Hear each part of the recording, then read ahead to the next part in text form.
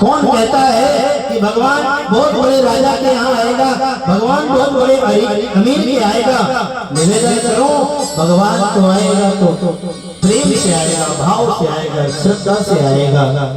सबसे ऊंचे प्रेम सगाई, सबसे ऊंचे प्रेम सगाई, सबसे ऊंचे प्रेम सगाई।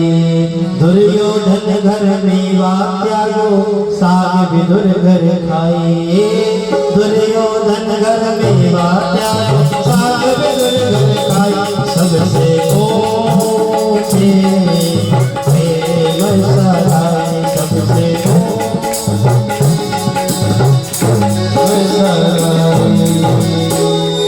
भगवान ने प्रेम को स्वीकार किया। महाराज, महाभारत की सभा में भगवान ने जैसे दुर्योधन को कहा, हे दुर्योधन, आज मेरा निमंत्रण विदुर काका के यहाँ है, तो दुर्योधन हंसने लगा। अरे क्या बात करते हो, मैं तो विदुर काका को पहले ही सेनापति पद से निकाल चुका हूँ, उनकी यहाँ एक दाना भी नहीं है।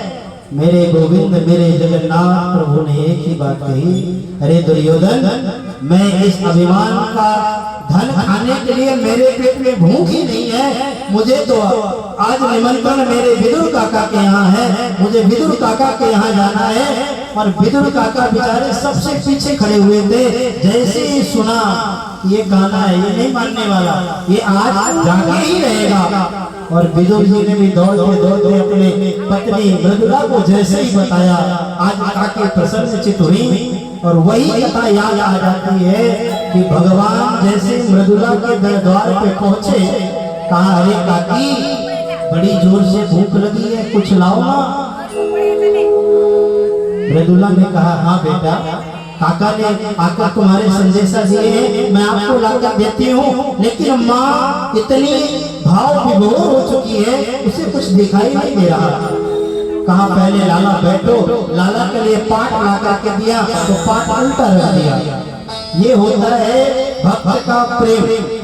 निवेदन करो, अगर भगवान की पूजा भाव से कर रहे हो और अगर कहीं पे त्रुटि हो जाए तो संकोच मत करना, आपकी उस त्रुटि को भी मेरा जगन्नाथ स्वीकार कर लेगा। ये मैं प्रमाण के साथ कहता हूँ, स्वीकार करेगा। इसलिए कभी भी व्यथित मत होना, दुखी मत होना। आज जैसे काकी ने पाठ किया, भगवान ने उल्टा करके काकी ने दिया, उसी में भगवान दोनों पलटी मार के बैठ गए। बढ़िया सारे ग्राम भगवान का स्वरूप मानो, ऐसा आंखें बड़ी बड़ी, मुझे तो लग रहा था साक्षात जगन्नाथ जी वहां पे जाकर के बैठे हुए थे। और काकी दौड़ती गई बगीचे में, केले के फल तोड़कर लाई, टोकरी पे रखा, और सामने गोविंद बैठे हैं और सामने काकी बैठी है। दोनों को प्रेम को देखो, कितना अद्भुत प्रेम है। एक भक्त अपने भगवान को प्रसाद खिला रहा है, केले के फल खिला रहा है, तो कैसे खिलाएगा? आप लोग कितना अच्छा बर्तन कोसते हो, कटोरी को कोसते हो, पकवान बनाते हो, उसमें एक एक बारीकी से देखते हो। लेकिन निवेदन करो, एक दिन ऐसा बना के देखना कि सिर्फ ये मानना कि मैं आज भगवान के लिए प्रसाद बना रही हूँ, जैसा है वैसा ही बना के भोग लगाऊंगी। उस दिन का प्रसाद और जिस दिन बर्तन पोष के बनाया था, उस दिन के प्रसाद में अंतर दिखाई दे देगा, अंतर दिखेगा, अवश्य दिखेगा। आज जैसे काकी ने केले के छिलकों को छीला और केले के गूदे को एक थाली में रखा, और जैसे भगवान को पवाने लगी तो काकी के हाथ में केले का गूदा नहीं था, वह केले का छिलका था।